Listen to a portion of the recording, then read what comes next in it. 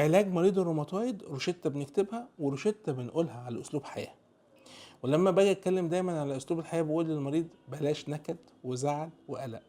على طول الرد الأوتوماتيك إزاي ما قلقش؟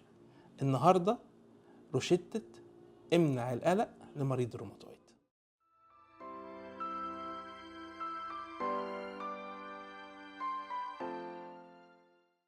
أهلا وسهلا بكم في دمتم سالمين.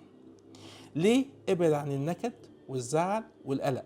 لأن الدراسات بتقول إن دايما الحاجات دي مسؤولة عن ظهور الأعراض في نسبة قد تصل إلى 70% من المرضى، وملاحظتنا احنا إنها قد تصل في مصر الحقيقة لأكتر من كده 80-90%. وعشان كده جايب لكم أبيات للإمام الشافعي اللي لازم كلنا نعرفها ونبقى حافظينها. بيقول فيها: دع الأيام تفعل ما تشاء وطب نفسا إذا حكم القضاء، ولا تجزع لحادثة الليالي فما لحوادث الدنيا بقاء.